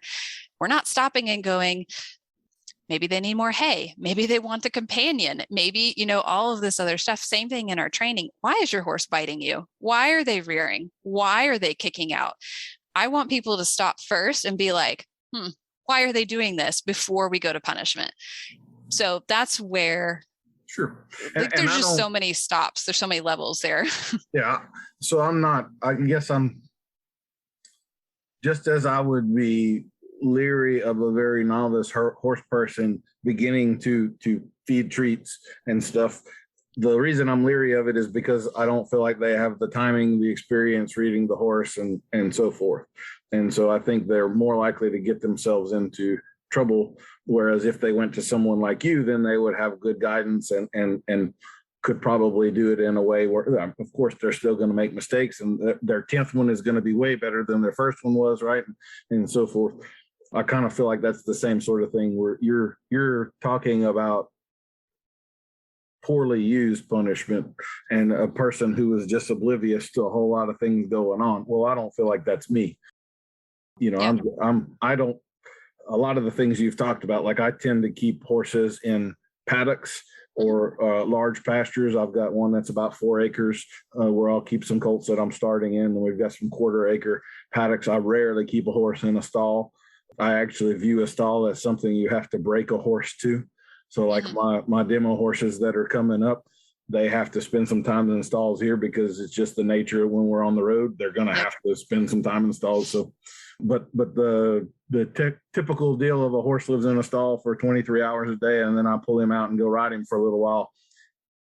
Yeah, I totally agree. You're going to have some problems. That's not a great way of dealing with it if you have other options and so forth. So, well, one layer deeper on that, though, is not always just about the environment, but it's also what the horse is feeling emotionally. A lot of times when we see these behaviors like biting or kicking or rearing or all these dangerous behaviors that we want to punish, a lot of times it's coming from a place of self-defense and fear. And we tend to associate it more with like them being disrespectful or dominant or whatever. But, punishing that fear doesn't make the fear go away, and it will actually in the long term make it a whole lot worse. So this is, again, there's so much risk with it being used poorly, which, I mean, there's risk with using positive reinforcement poorly too. There's risk with all horse training used poorly. I would completely agree with you. I mean, there are definitely some horses that you do not need to get rough with, and it all comes down to why they're acting this way. And I think there are other horses like for me, one of the worst calls that I get is the people that are new to horses. They had this mare, they bred this baby, they raised it in the backyard like a dog. It has no manners whatsoever. Like, that's the one I'm going to have to get rough with because the herd didn't teach it the boundaries and the structure of the hierarchy, and that's going to fall on me. And so that's the horse that's going to have the rough 30 days. The feral horse that's scared to death of people and he's bouncing off the walls of the trailer when you bring him, that's a horse I'm not going to have to be rough with at all. Quite the opposite. We're going to have to be nurturing and caring and getting it to like people. But I find time and time again, this is why I think the leadership stuff is very relevant. The 30-day colt that the family raised in the backyard like a dog and spoiled to death, when they come to see that horse at the end of the month and we all get in the round pen together, keep in mind, I've been rough with him for the last month, kind of thumping on him the whole time. And that horse will follow me around like a dog, and it has absolutely no concern for these people that raised it and did all these things for it for the last 2 years. And to me, that is evidence of that they value the leadership position and they have respect, and that trumps the more superficial. I think people are that way too. I mean, there are definitely certain groups of people that gravitate towards people that treat them poorly. And there are certain people that you could liken this to dating, the nice guy that all the girls keep leaving, but they want the bad boy, right? So I think that kind of stuff, like you say, is pretty complex. I don't think it's all that straightforward. My whole deal is that I view my horsemanship journey as trying to gather as much knowledge and as many tools as I possibly can and put them all in my toolbox so that when I come across this situation, hopefully I have and understand the correct tool for it, and I can take that tool out of my toolbox, use it where it's applicable. I think both of us would agree that all of the problems that we run into are people that are short on tools or that use the wrong one at the wrong time. So. Yeah, or with strong emotions or in an impatient way. So that's another. I try to preach. I actually have a mailbox at my arena, and it is for you when you enter the arena. It's for you to put your ego and your fear and all of your emotions. You put them in the mailbox, and then you can go on in there and work your horse. And if you feel like you need them back when you leave, then you can open the mailbox and take them back out. But I think you need to be pretty dispassionate about things when you are working a horse. And if we're being honest, all of the research that we are both interested in and reading, if that research is not being done by a dispassionate clinical person in a white lab coat, then is it valid research because it was done by a biased source that was emotionally tied in and was looking for a certain outcome and thus, push something a certain way or whatever? I think that removal of emotion is pretty darn necessary for training and all. So I think I really like your idea of checking the ego at the gate. I tend to feel a little bit different about other emotions. I think they have a place, but that's a whole nother topic. But I do agree that we need to be very self-aware and very present when we're training and acknowledging how we feel about things. And sometimes, there's been situations where I'm in working with a client and working with their horse, and I recommend them go to a therapist and talk about, because they're bringing a lot of that into the horse training, or the horses can sense it, or, some of the problems they're having is not so much about the horse. It's about, it's about their history and with relationships usually, or something else entirely. And they need to talk about it. And that's not my area of expertise. I talked to them a little bit, but I'm like, you really need an expert on this, not me, but I'll do my best for now. But there's so much that goes into it that we bring into the equation. And we often really, if I was to really sum up a lot of what I do, is a lot of this is not so much about the horse as it is about us. And just, needing to learn more and to learn how to apply what we're learning and all that. But we tend to project a lot onto our horses and blame them for a lot that it's actually at our hands. It's our fault. So. Sure. Absolutely. Well, I know we have gone twice as long as what we were talking about here. Is there anything else you wanted to touch on or give me a good dressing down while I sit here cowered in the corner or anything like that? No, I, as much as, we don't do things the same way, I really appreciate having, or not everything the same way. I appreciate having this conversation. I think a lot more of these conversations are needed. I think there needs to be a lot less,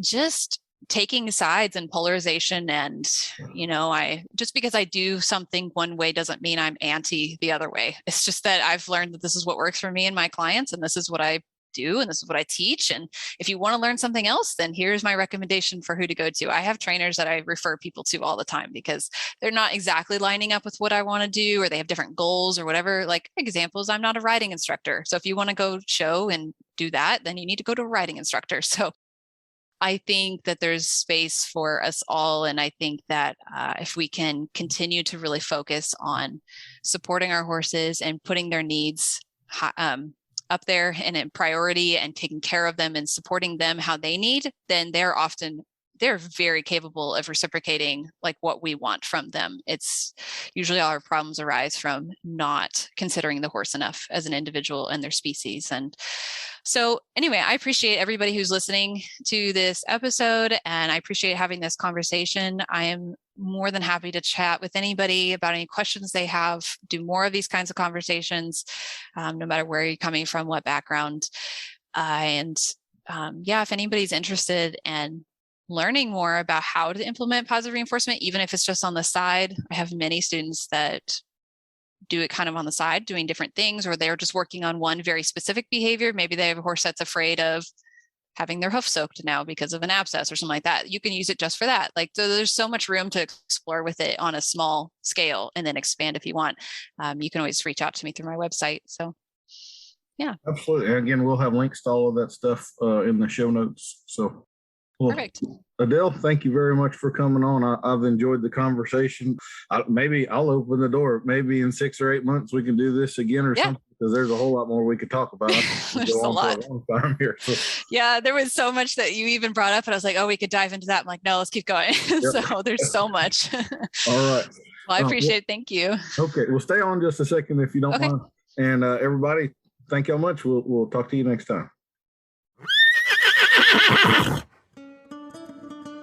We'll see you next week for another episode of Adult Onset Horsemanship. I've been your host, Daniel Dolphin.